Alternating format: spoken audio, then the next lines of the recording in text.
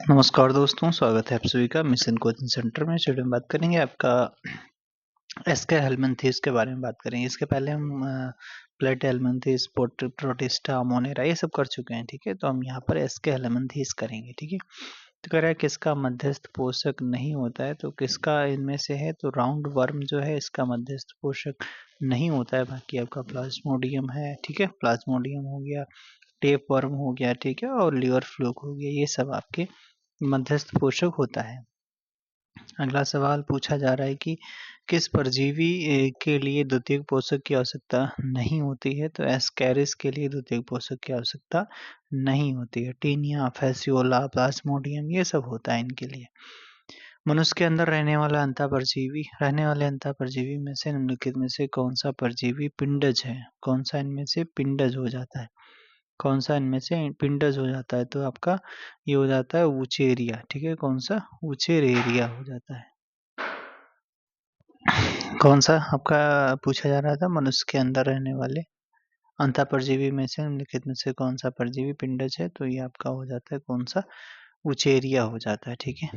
वुचेरेरिया हो जाता है। अगला सवाल पूछा गया है ब्लैडर क्रम पाया जाता है, तो ब्लैडर क्रम जो है वो आपका सुअर या गाय की मांसपेशियों में पाया जाता है। सुअर या गाय की मांसपेशियों में ब्लैडर क्रम पाया जाता है। क्या पाया जाता है? ब्लैडर क्रम ही पाया जाता है, ठीक है। ब्लैडर क्रम ही पाया जाता है। ब्लैडर क्रम पाया जाता है। अगला सवाल पूछ रहा है आपसे पिन जो आपके वार्म होते हैं, वार्म क्रम कौन से हैं इनमें से? तो आपके कौन से हो जाते हैं? तो ये आपका एंट्रोबाइस हो जाते हैं, ठीक है। एंट्रोबाइस वर्मिकुलरिस समानता पिन वार्म कहलाते हैं। इन्हें शीट वार्म भी कहते हैं, ठीक है। पिन वार्म के संक्रमण के द्वारा मल द्वार में खुजली, जलन आदि होता है। ये परजीवी होते हैं, मनुष्यों को द्वितीयक पोषक के रूप में प्रभावित करता है। ये हेयर फॉलिड इन्फ्लेमेशन भी कहते हैं इन्हें। इनके उपचार हेतु मीबेंडाजोल और आपका पेरेंटाजोल, पेरेंटल पेमोटिल और अल्बेंडाजोल आदि रसायनों का प्रयोग किया जाता है। वही कीटनाशक का प्रयोग, मतलब जो कि कीटों को मारने वाली दवा होती है, वही उसी का यूज इसमें किया जाता है, ठीक है। उसी का यूज इसमें किया जाता है। अगला सवाल कह रहा है उचेरिया ब्रैंकोफ्टी का लार्वा है, तो उचेरिया ब्रैंकोफ्टी का लार्वा हो जाता है माइकोफाइलेरिया लार्वा, ठीक है। माइकोफाइलेरिया लार्वा हो जाता है। आभासी देहगुहा का निर्माण होता है, तो आपका ये होता है ब्लास्टोसेल में होता है। किसमें? तो ये ब्लास्टोसेल में होता है। किसमें होता है भाई? ब्लास्टोसेल में होता है। ब्लास्टोसेल में आभासी देहगुहा का निर्माण होता है। कौन सा परिवार है जो विशेषकृत अवस्था सप्तगुहिका को अनुपस्थित आधार पर वर्गीकृत किया गया है? तो आपका निमेटोड हो जाता है, निमेटोडा। कौन आभासी गुहिका का है? कौन आभासी गुहिका का है? तो एस्कैरिस हो जाता है। एस्कैरिस हो जाता है, आभासी गुहिका का हो जाता है। एस्कैरिस की बॉडी कैविटी को कहते हैं, एस्कैरिस की बॉडी कैविटी को क्या कहा जाता है? तो ये कहा जाता है स्यूडोसील कहा जाता है, ठीक है। स्यूडोसील कहा जाता है। सीलोम की उत्पत्ति ब्लास्टोकोइल से हुई है, जिसे कहते हैं, तो इसे आपका असत्य गुहिका कहते हैं, ठीक है। असत्य गुहिका कहते हैं। किस संघ में वास्तविक देहगुहा अनुपस्थित होती है? तो किस संघ में? तो आपका निमेटोड्स में आपकी वास्तविक देहगुहा अनुपस्थित होती है। संघ निमेटोडा को निमेटो हेलमिंथेस भी कहते हैं। इस संघ में वास्तविक देहगुहा नहीं पाई जाती है। निमेटोडा का अर्थ होता है सूत्रक्रम। इस संघ की लगभग 12,000 जातियां ज्ञात हैं। निमेटोडा संघ के प्रमुख लक्षण निम्नलिखित हैं। अनेक सदस्य हर प्रकार के जल या गीली मिट्टी के वासी होते हैं और अन्य सदस्य जंतुओं तथा उत्पादों के अंतः परजीवी होते हैं। अधिकांश सूक्ष्म या छोटे तथा कुछ बड़े 25 सेंटीमीटर तक इससे भी लंबे होते हैं। पाचन तंत्र में सीधी आहार नाल, मुख एवं गुदा विरोधी सिरों पर जनन तंत्र विकसित होता है और श्वसनांग एवं परिवहन तंत्र अनुपस्थित होता है तथा उत्सर्जन तंत्र अत्यंत सरल होते हैं। निमेटोड का शरीर गुहा में यहाँ पर कह रहा है निमेटोड का शरीर गुहा में आपका पैरेन्काइमा से भरा होता है। किससे भी? पैरेन्काइमा से भरा होता है, पैरेन्काइमा से। इनमें से कौन सा एक सामाजिक कीड़ा है? तो कौन सा आपका हो जाता है? तो कैलोट रमीज हो जाता है, कैलोट रिमीज हो जाता है, ठीक है। रेशम का पतंगा जो है लाभदायक कीट के श्रेणी में आता है। अगला सवाल है, कौन सा जीव का लैंगिक विभेद्र कौन से जीव का लैंगिक विभेद्रता देखने को मिलती है, लैंगिक विविधता देखने को मिलती है? तो एस्कारिस, बोनेलिया और आपका सिस्टोसोमा में नर व मादा लिंग अलग अलग होते हैं। सिस्टोसोमा के विषय में मादा नर के गाइनोकोफोलिक कैनाल में रहती है, जबकि बिनेलिया में नर मादा में पाया जाता है। बेनेलिया में नर मादा में पाया जाता है, ठीक है। अब बात करेंगे एस्केरिस के बारे में। कह रहा है कि वयस्क एस्केरिस में पाए जाने वाले वृषणों की संख्या होती है कितनी? एक होती है। कितनी? एक होती है, ठीक है। एस्केरिस नर में एक वृषण और 2 अंडाशय होते हैं। और आपका एस्केरिस मनुष्यों में सबसे परिचित परजीवी है, जिसे आमतौर पर विशालकाय आंतों के राउंड वर्म के रूप में जाना जाता है। दुनिया की 25% से अधिक मानव आबादी इन कीड़ों से संक्रमित है। वृषण एक लंबी, पतली और कुंडली ट्यूब जैसी संरचना होती है। एस्केरिस में कितने वृषण पाए जाते हैं? तो एक ही पाया जाता है। कितने? एक वृषण पाया जाता है। कौन सा मोनोजेनेटिक परजीवी है? मोनोजेनेटिक आपका हो जाता है एस्केरिस लुम्ब्रियाडस हो जाता है।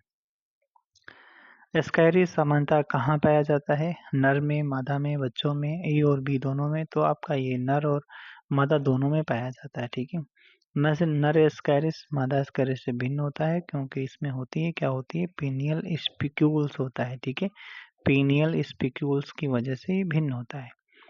अगला सवाल कह रहे हैं कि अगला सवाल क्या पूछा जा रहा है? अगला सवाल कह रहा है कि निम्नलिखित अंगों में से एस्केरिस अपने जीवन चक्र में किस अंग से होकर गुजरता है? किस अंग से होकर गुजरता है? तो फेफड़ा से, ठीक है। निम्नलिखित अंगों में से एस्केरिस अपने जीवन चक्र में किस अंग से होकर गुजरता है? तो फेफड़ा से होकर गुजरता है, ठीक है। अगला कह रहा है एस्केरिस में गतिशीलता की क्षमता कम होती है, और कारण कहता है कि एस्केरिस की बाह्य शरीर भित्ति पर क्यूटिकल होती है पर वर्तुकल प्रेसी नहीं होती है, ठीक है। दोनों के आपका सही है, लेकिन आपका व्याख्या नहीं कर रहे हैं, ठीक है। देख लेते हैं। गतिशीलता की क्षमता एस्केरिस में कम होती है, ठीक है। और फिर कह रहा है कि शारीरिक बाह्य स्तर पर एस्केरिस में क्यूटिकल का स्तर होता है, परंतु सर्कुलर मसल्स अनुपस्थित होता है। अच्छा, ठीक है। एस्केरिस का एम्फिड है, तो आपका रसायनावर्ती हो जाता है, रसायनावर्ती हो जाता है। अगला है कि अगला सवाल पूछा गया, एस्केरिस का एपिडर्मिस किस प्रकार का होता है? एस्केरिस का एपिडर्मिस आपका बहुकेंद्रकी होता है। कैसे होता है? एस्केरिस का जो आपका एपिडर्मिस होता है बहुकेंद्रकी होता है। बहुकेंद्रकी अंतः त्वचा पाई जाती है, तो आपका एस्केरिस में पाई जाती है। एस्केरिस में पाई जाती है। एस्केरिस में पाई जाती है। एस्केरिस में पाई जाती है। अमीबॉइड शुक्राणु नहीं पाए जाते। अमीबॉइड शुक्राणु आपका एस्केरिस और आपका अमीबॉइड जो शुक्राणु पाइला और यूनियो में नहीं पाए जाते हैं, ठीक है। नहीं पाए जाते हैं। पाइला में स्पर्म धागो जैसे होता है, जिसे यूपाइरीन और ओलियोपाइरीन कहते हैं, ठीक है, जो यांत्रिक गतिशीलता को सक्रिय करता है। एस्केरिस लुम्ब्रिकोइडस है क्या है? तो ये आपका मोनोआर्किक हो जाता है और डल्फस हो जाता है, ठीक है। दोनों आपके सही हो जाते हैं। अगला सवाल कह रहा है कि निम्न पोषक जंतु के किस अंग में एस्केरिस की चतुर्थ जुवेनाइल अवस्था पाई जाती है? तो आपका फेफड़े, ठीक है। फेफड़े। किस अंग में एस्केरिस की चतुर्थ जुवेनाइल अवस्था पाई जाती है? तो फेफड़े में पाई जाती है। एस्केरिस लार्वा का तीसरा और चौथा जुवेनाइल अवस्था पोषण होस्ट के फेफड़े में पाया जाता है, जबकि चौथा अवस्था का परिपक्व लार्वा आंत में पाया जाता है। संक्रमण की अवस्था कौन सी है एस्केरिस में? एस्केरिस में आपका निषेचित अंड हो जाता है, ठीक है। निषेचित अंड हो जाता है। अगला सवाल, एस्केरिस में अंडे होते हैं? तो एस्केरिस में अंडे जो होते हैं, तो ये तो सारे गलत हैं भाई। तो एक बार देख लेते हैं। एस्केरिस में अंडे अध्रुवी कोशिकाओं में बनते हैं, ठीक है। परिपक्वता की अवस्था में शुक्राणुओं का प्रवेश ध्रुवीय संरचना द्वारा होता है। एस्केरिस के अंडों का निषेचन होता है, तो एस्केरिस के अंडों का निषेचन यूटेराई में होता है। किसमें होता है भाई? यूटेराई में होता है। किसमें? यूटेराई में होता है। सही क्रम द्वारा दर्शाया गया एस्केरिस अपना जीवन चक्र किस क्रम में पूर्ण करता है और संक्रमण की अवस्था में? तो किस क्रम में? तो आपका बाहर आंत, फिर आपका यानी आउटसाइड, फिर आंत, फिर हृदय, फिर फेफड़ा, फिर ग्रसनी, गलेट, फिर उदर, आंत, फिर बाहर निकल जाता है। ठीक है, तो एस्केरिस का एक पोषण के संक्रमण के बाद इसे इसके संपूर्ण जीवन चक्र का सही साइकिल आपका बाहर, फिर आंत, हृदय, फेफड़ा, ग्रसनी, गुलेट, उदर, आंत, बाहर, ये सब हो जाते हैं। अगला सवाल पूछा जा रहा है कि परिपक्वता की प्रथम अवस्था को क्या कहते हैं एस्केरिस में? एस्केरिस में परिपक्वता की प्रथम अवस्था को कहते हैं रेबडीटी फॉर्म लार्वा कहते हैं। रेबडीटी फॉर्म लार्वा कहते हैं। ठीक है, अगला सवाल कह रहा है कि फास्मीड उपस्थित होते हैं। तो फास्मीड जो है एस्केरिस में उपस्थित होते हैं। किसमें भैया? फास्फीड जो है एस्केरिस में उपस्थित होते हैं।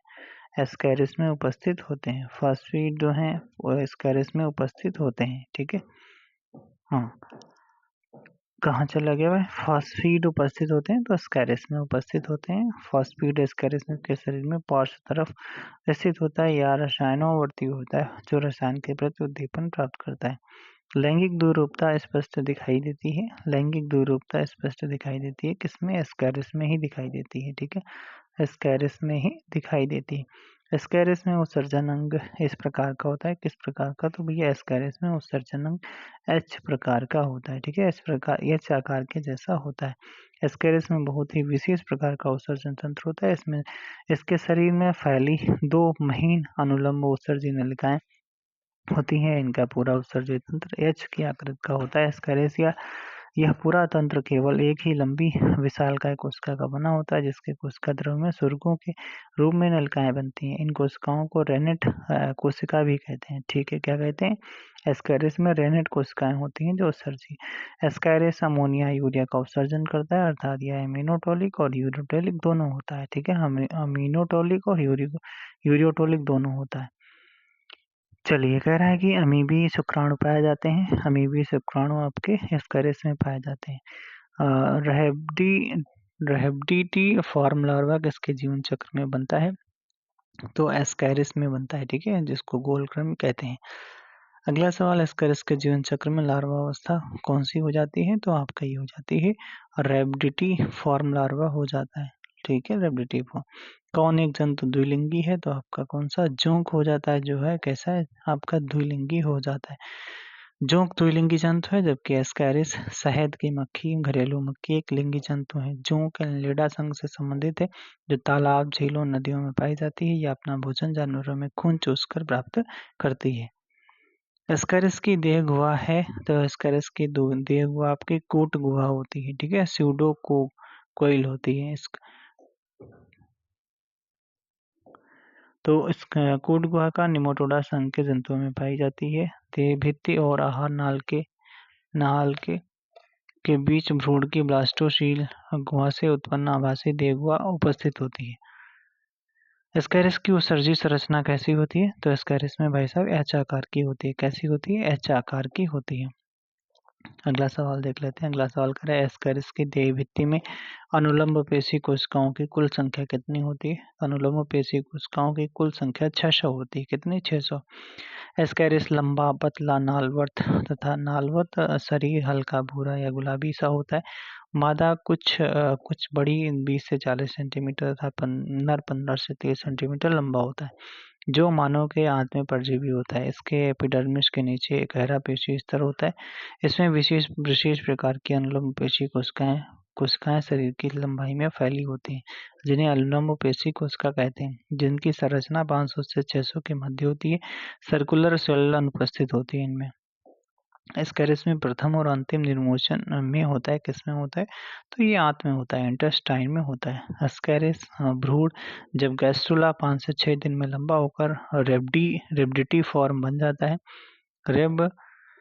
रेब्डिटी फॉर्म बन जाता है तो अपनी उपचर्म का त्वक पतन करके द्वितीय प्रावस्था का तरुण बन जाता है। यह कुल 4 बार त्वक पतन करके वयस्क बन जाता है। प्रथम वाले में आंत, फिर द्वितीयक में फेफड़े और तृतीय फिर द्वितीयक तृतीयक में फेफड़े और चतुर्थ वाले में आंत में हो जाता है। ठीक है, पहला आंत और लास्ट वाला चतुर्थ वाला आंत। ठीक है, दूसरा तीसरा फेफड़ा। एस्केरिस के अंडे का निषेचन होता है तो गर्भाशय में होता है। किसमें? यूटेरस में होता है। एस्केरिस के अंडों का निषेचन गर्भाशय में होता है। एस्केरिस में निम्नलिखित में से किस प्रकार का विदलन उसके अंडों में होता है? तो आपका सर्पिल आकार का। कैसा होता है? सर्पिल का होता है। एस्केरिस के अंडों में विदलन सर्पिल होता है। निश्चित विदलन में प्रत्येक प्रारंभिक ब्लास्टोमेरस भ्रूण का एक विशेष भाग बनने के लिए नियत है। सर्पिल विदलन में ब्लास्टोमेरस को वनस्पति अक्ष के चारों ओर एक सर्पिल रूप में व्यवस्थित किया जाता है और एस्केरिस फ्लैटवर्म, एनालिड्स और रोटिफर्म में देखा जाता है। ठीक है, परजीवियों में एस्केरिस बेजोड़ हैं क्योंकि परजीवियों में एस्केरिस जो हैं बेजोड़ हैं क्योंकि क्या होता है, यह पुष्टि के पाचक एंजाइम से अप्रभावित रहता है। पुष्टि के पाचक एंजाइम से अप्रभावित रहता है। ठीक है, अप्रभावित रहता है। अब पढ़ेंगे हेल्मनथ्रिस तथा रोग। ठीक है, हाइडेटिड सिस्ट बनता है जिसके जीवन चक्र में, तो किसके जीवन चक्र में? तो इकाइनोकोकस ग्रेनुलोसस में बनता है। ठीक है, हाइड्रेटेड सिस्ट बनता है। ठीक है, चलिए आगे देख लेते हैं। अगला सवाल क्या पूछा जा रहा है? अगला सवाल पूछा जा रहा है कि एनकाइलोस्टोमा ड्यूडेनल कौन सी बीमारी का कारण हो जाता है? तो हुकवर्म डिजीज। ठीक है, हुकवर्म डिजीज हो जाता है इसका। चलो भाई आगे। अगला कह रहा है कि कौन सा जोड़ा हाथी पांव बीमारी से संबंधित हो जाता है? तो आपका ये हो जाता है कौन सा? उचेरिया क्यूलेक्स हो जाता है। उचेरिया क्यूलेक्स हो जाता है। मादा एनाफ्लीज मच्छर का वाहक वाउचेरिया है। ठीक है, और वाउचेरिया के द्वारा एलिफेंटाइसिस होता है। मनुष्य में इसमें मुख्य रूप से लाशिका और गांठ प्रभावित होती हैं। सीट वर्म जो है किस क्रम का दूसरा नाम हो जाता है? तो पिन वर्म का भी दूसरा नाम आपका सीट वर्म हो जाता है। सीट वर्म हो जाता है। सीट वर्म हो जाता है। ठीक है, सीट वर्म हो जाता है। पिन वर्म को ही सीट वर्म कहा जाता है। ठीक है, और राउंड वर्म जो है वो आपका एस्कैरिस को कहा जाता है, आंत या गोलक्रम को। और नहरुआ यानी गुनिया वार्म आपका ड्रैकन कुलस से संबंधित हो जाता है। हाथी पांव अथवा फाइलेरिया का रोग स्थानांतरित होता है तो आपका मच्छर द्वारा होता है। कौन सा मच्छर हो जाता है? तो आपका वॉचेरिया मच्छर। ठीक है, कौन सा? फाइलेरिया का रोग मादा मच्छर द्वारा स्थानांतरित होता है। फाइलेरिया रोग आपका वॉचेरिया ब्रोंकोफ्टी नामक प्रोटोजोआ से होता है। और जो क्यूलेक्स मच्छर के द्वारा आपका क्या है? फैलता है। कौन सा? फाइलेरिया फैलता है क्यूलेक्स मच्छर द्वारा। फाइलेरिया रोग वॉचेरिया ब्रोंकोफ्टी नामक प्रोटोजोआ से होता है। ठीक है, अगला सवाल है आपसे पूछा जा रहा है कौन एस्के हेलमिंथेस से संबंधित हो जाता है? तो आपका गिनी वर्म जो एस्के हेलमिंथेस से संबंधित हो जाता है। गिनी वर्म को सामान्यतः ड्रैकनकुलस मेडिनेंसिस के नाम से जाना जाता है। यह एक निमेटोड है जो एस्के हेलमिंथेस से संबंधित हो जाता है। और थैंक यू फॉर वॉचिंग। हम नेक्स्ट वीडियो में बात करेंगे एनेलिडा के बारे में। ओके, कैसा लगा वीडियो? कमेंट बॉक्स में जरूर बताइएगा। वीडियो को लाइक शेयर सब्सक्राइब जरूर कर देना। ठीक है, अगर आप सब्सक्राइब नहीं करें सब्सक्राइब जरूर कर देना।